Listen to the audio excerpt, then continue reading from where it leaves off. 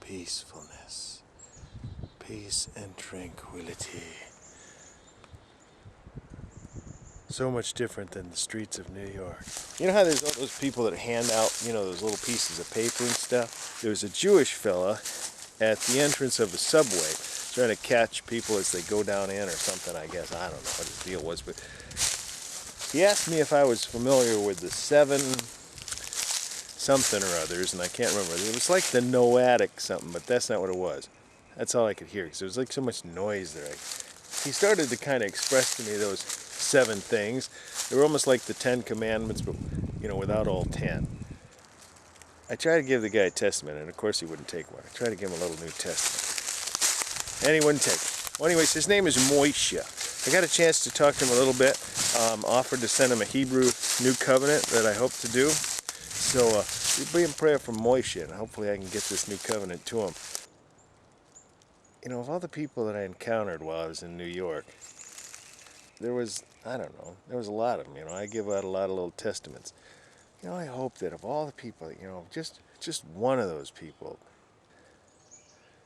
hopefully the Lord the Lord will save anyone who's willing to confess Christ as Lord and believe that He raised Christ from the dead. And that's so simple, but yet, the devil would have us to believe that there's more to it than that, and that it's actually harder. In fact, the Old Testament, that the Jews still hold to, which isn't a bad thing, but God has given us His word and those commands for a purpose, that we can live a better life and have a better life, and that that our days may be prolonged. Even just thinking about if we were to honor our father and mother, just that, even it'll bring long life. God has promised it. But there's more to it than that. Jesus' sacrifice. Jesus is the way. Jesus is the way, the truth. He is the truth and the life. All those Old Testament laws, every single detail, every single law, all have one central point. That is Jesus. And I found something in the book of Deuteronomy that was very interesting.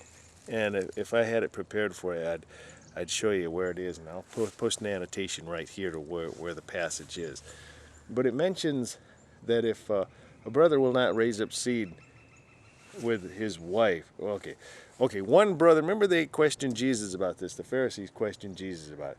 If a brother, one guy dies and then he never carried on his name with his wife, that his brother, it was actually his duty to carry on the name, raise up seed there. And but if he refused to do so, the wife was allowed to take him before the elders, to unloose his sandal, and to spit in his face. So I asked the fella, I said, well, why is that there? This is why I love talking to Jewish folks. Because I can, the Lord can show me something from the Old Testament law, and I can ask Him, what does this mean? And He says, I don't know, because He's not even aware of it. He wasn't aware of it. So I challenged him, you find out what that means. And without even having to say so, I say, you find out what the truth of that is.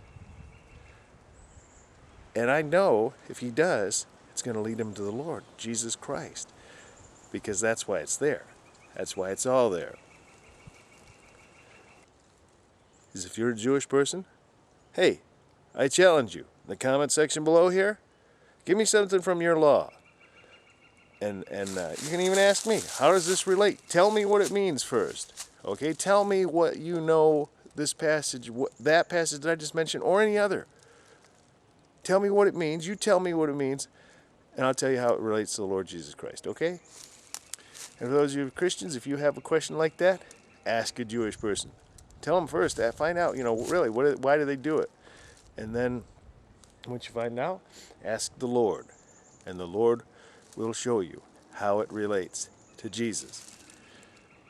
Here's a thought with that Deuteronomy passage. I wonder, that sounds vaguely familiar with where John the Baptist said, "The latchet of whose shoes I am not worthy to unloose." Just a question. I wondered, is that connected there? Just a thought. Wax Sleep Toe, my friend. I put him on the case. Be watching. Maybe he'll have a video with something in that regard very soon. All right? I keep looking up there because I see some member of my family up there lurking about or something. So I'm going to zoom in here. My eyes just ain't what they used to be, so I don't know what I'm seeing up there, but the camera will see. Doot, doot, doot, doot, doot, doot, doot. Aha. Aha, it's my wife. She's taking clothes off the line. There she is. And I just thought I'd share that with you. Just got done dropping off a Hebrew New Covenant at the post office for Moisha Spiegelfart. I hope that's a real name. Now, a New Covenant, for any of you that might not know what I'm talking about, is another word for New Testament. The New Testament that Christians call it. The covenant is what God gave to, the children of Israel, the Old Testament. But God promised in Jeremiah that he would send forth a new covenant. And that is what we now have in the New Testament.